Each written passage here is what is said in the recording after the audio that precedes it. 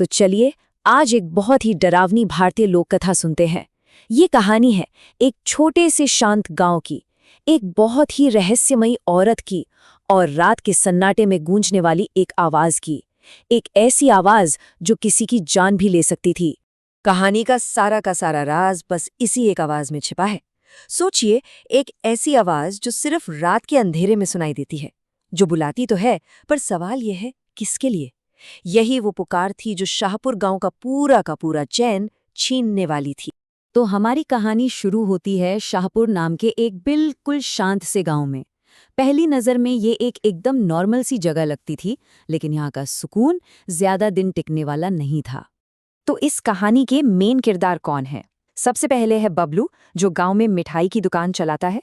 फिर है उसका बचपन का दोस्त भोलू, और बबलू की पत्नी सीमा, जो हमेशा उसकी फिक्र करती है।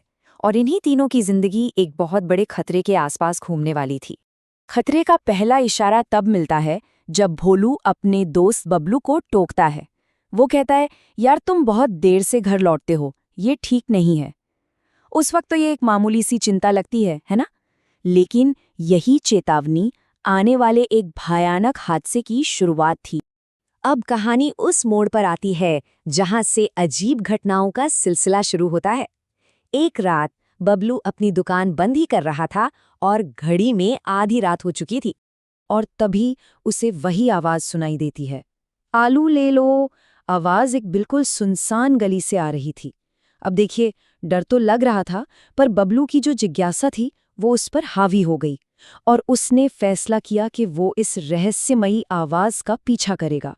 बबलू उस आवाज का पीछा करते करते एक पीपल के पेड़ के पास पहुंच गया। वहां उसने देखा कि सफेद साड़ी में एक औरत खड़ी है और उसके हाथ में एक टोकरी है। बबलू ने हिम्मत करके उसकी टोकरी में झांका। सवाल ये था कि आखिर उस टोकरी में था क्या। हैरानी की बात तो ये थी कि टोकरी बिल्कुल खाली थी, एकदम खाली। ये देखकर बबलू को बड़ा अजीब लगा और वो उस औरत पर हंस पड़ा। उसे लगा कि ये कोई पागल औरत है जो खाली टोकरी लेकर आलू बेचने का नाटक कर रही है। और बस तभी आता है कहानी का सबसे भयानक मोड़। बबलू उससे पूछता है कि वो बेच क्या रही है, तो वो औरत एक डरावनी हंसी के साथ जवाब देती है, आलू। आलू तो तुम हो। और इससे पहले कि बबलू कुछ समझ पाता, वो एक आलू में बदल जाता है। बबलू का गायब होना तो बस एक शुरुआत थी। ये घटना सिर्फ एक इंसान तक नहीं रही, बल्कि जल्द ही ये पूरे गांव में फैलने वाले आतंक का पहला चैप्टर बन गई। तो ये डर कैसे फैला पूरे गांव में? देखिए, पहली रात बबलू गायब हुआ। फिर कुछ ही दिन बीते थे कि गांव का दूध वाला शामू वो भी गायब हो गया। और बस एक हफ्ते के अंदर अंदर पूरे गांव में दहशत फैल गई। एक नियम सा बन गया कि शाम 7 बजे के बाद कोई भी अपने घर से बाहर कदम नहीं रखेगा। और मजे की बात ये थी कि वो चुड़ैल अपने शिकार को फंसाने के लिए अलग-अलग तरीके अपना रही थी।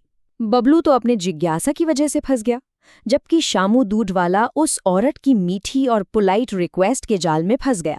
कहानी में एक बहुत बड़ा मोड़ तब आता है जब एक शख्स उस चुड़ैल के चंगुल से किसी तरह बच निकलने में कामयाब हो जाता है, और उसके पास एक ऐसी जानकारी होती है जो पूरे गांव को बचा सकती थी।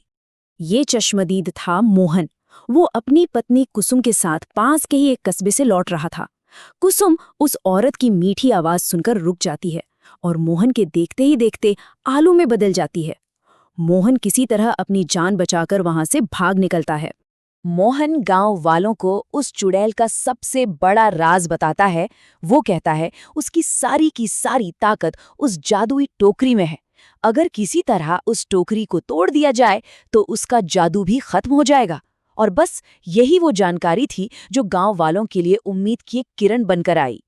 तो अब जब गांव वालों को चुड़ैल की कमजोरी पता चल गई थी, तो उन्होंने उसका सामना करने की तैयारी शुरू कर दी। ये एक आर पार की लड़ाई होने वाली थी। तो योजना बहुत सीधी थी, लेकिन बहुत हिम्मत वाली भी।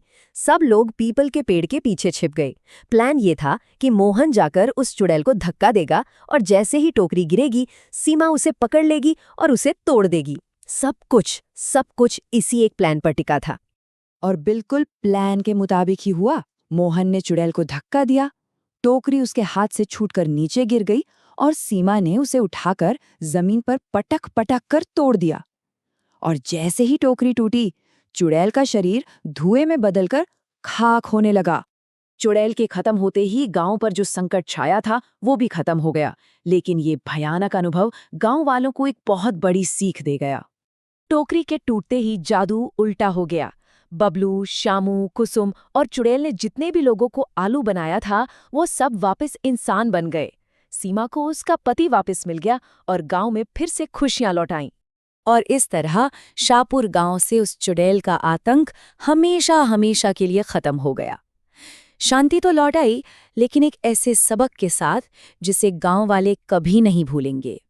और ये कहानी हमें इसी एक सवाल के साथ छोड़ जाती है कि किसी अनजान जगह पर आधी रात के अंधेरे में अगर कोई मीठी आवाज सुनाई दे, कोई लालच दे, तो क्या रुकना चाहिए? ये कहानी हमें बस यही याद दिलाती है कि हर अच्छी दिखने वाली चीज सुरक्षित नहीं होती।